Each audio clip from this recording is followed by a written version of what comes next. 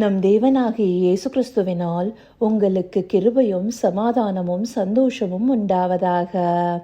இன்னைக்கு பார்க்கவிருக்கிற வேத பகுதி அப்போஸ்தலர் 17வது அதிகாரம் வசனம் 30. Acts chapter 17 verse 30. அறியாமையுள்ள காலங்களை தேவன் காணாதவர் போல் இருந்தார். இப்பொழுதோ மனம் திரும்ப வேண்டும் என்று எங்கும் உள்ள மனுஷர் எல்லாருக்கும் கட்டளையிடுகிறார். இந்த வசனத்துல அறியாமையுள்ள காலங்களை அப்படின்னு சொல்லியிருக்காங்க இல்லையா? அது ஆங்கிலத்துல டைம்ஸ் ஆஃப் இக்னோரன்ஸ்னு சொல்லுவாங்க. எதை அறியாம அவங்க இருந்திருக்காங்க? ஆண்டவரை, உண்மையான தேவன் யாரு, அவருடைய அன்பு எப்படிப்பட்டதா இருக்கும், அவர் வார்த்தைகள் நமக்கு என்ன சொல்லுது, இப்படின்னு அறியாத ஜனங்கள் அநேகர் இருக்காங்க. இந்த அதிகாரத்தை எடுத்துட்டோம்னா கூட பவுலடியார் அத்தேனேன்ற ஒரு பட்டணத்துக்கு போறாரு.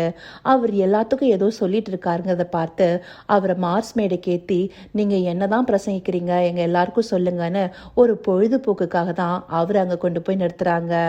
அப்பொழுதும் பவுலடியார் சாதுரியமாக என்ன செய்யறாருன்னா, அவங்களுக்குள்ளார ஒரு பலிபீடத்தை பார்க்குறாரு. அதில் அறியப்படாத தேவன் எழுதியிருக்கு. அதை வைத்தே அவருடைய பிரசங்கத்தை துவங்குறாரு.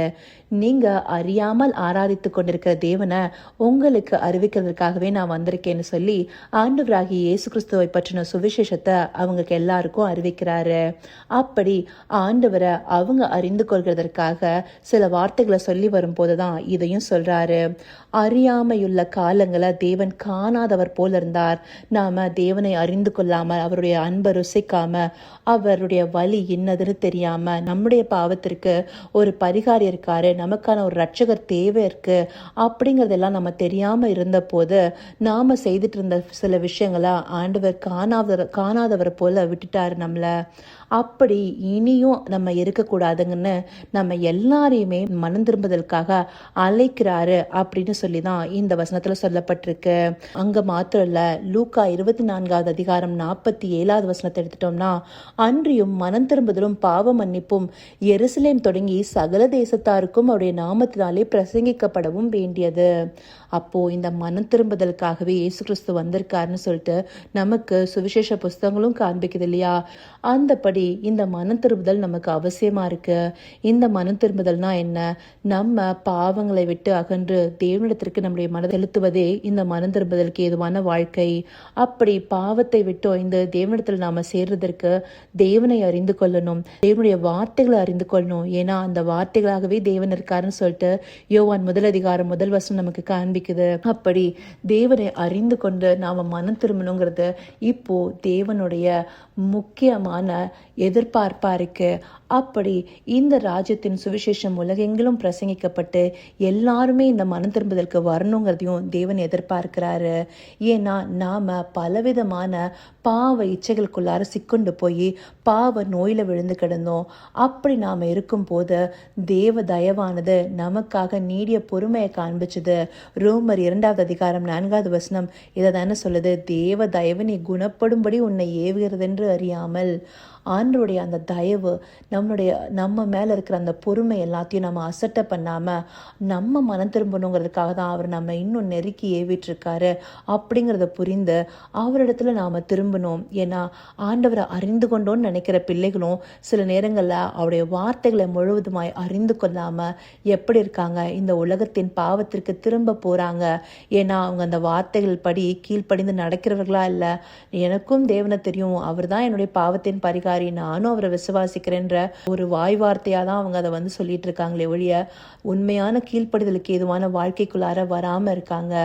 அப்படி இருக்கிறதுனால தான் இன்னும் அவங்களும் அறியாமையுள்ள காலங்கள்ல இருந்துட்டு இருக்காங்க. ஆண்டவரை அறிந்து கொள்கிறதுங்கிறது அவருடைய வார்த்தைகளை அறிந்து கொண்டு அதை கை கொண்டு நடக்கிறதே நம்மளுக்கு முக்கியமா இருக்கு இல்லையா? அது மாத்திரம் இல்லாம இந்த வார்த்தைகளை நமக்கு நினைப்போட்ட தேவன் தன்னுடைய பரிசுத்த ஆவியானவரும் நம்மளுக்கு கொடுத்திருக்காரு. அவர் நமக்கு நல்ல துணையாளராக இருந்து நம்மளை எல்லா விஷயங்களையும் சரியா நடத்தி கொண்டும் போறாரு இல்லையா?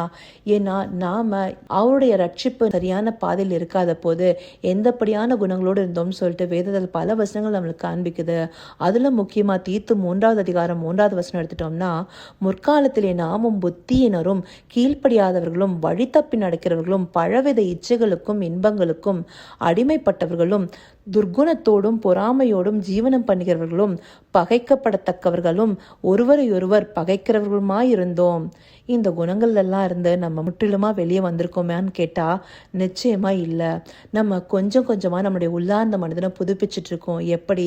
தேவனை அறிந்து கொண்டதன் மூலமாக, தேவனுடைய வார்த்தைகளை அறிந்து கொண்டதன் மூலமாக. ஏன்னா தேவனை நம்ம நேரடியாக பார்க்கலனாலும் அவரை பற்றியும் அவருடைய குணங்களை பற்றியும் நமக்கு வேதாகமே விளக்கமாக சொல்லுது. அந்த வேதத்தை பார்த்து ஒவ்வொரு நாளும் நாம் அவரை அறிந்து கொண்டு அவரிடத்துல கிட்டி சேரணும். அந்த மாதிரியான குணங்கள் எல்லாம் கலைந்து போடணுங்கிறதே ஆண்டவருடைய விருப்பமா இருக்கு.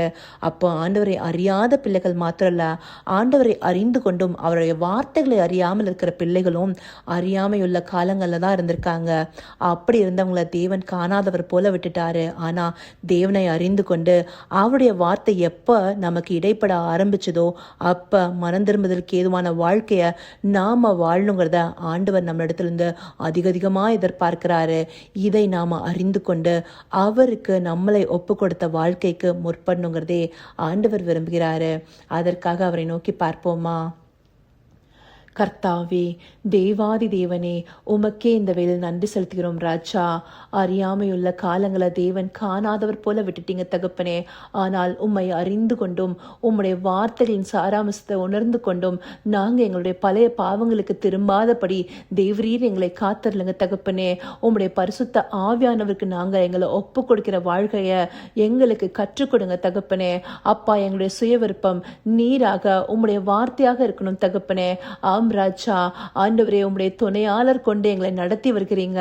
எங்களுக்கு அப்பா தேவ தயவை கொடுத்து எங்களை நீங்க குணப்படும்படி நெருக்கி ஏவுகிறீங்க. இதையெல்லாம் அறிந்து கொண்டு நாங்க உம்முடைய வார்த்தைகளை பற்றி பிடித்து கொண்டு அதை கொண்டு நடக்கிறவர்களாக இருக்கணும் ராஜா. அதுவே உம்மிடத்துல கிட்டி சேர்ந்து மனம் திரும்புதலுக்கு ஏதுவாக நடத்தப்படுகிற வாழ்க்கைங்கிறத நாங்க உணர்ந்து கொள்ளணும் ராஜா.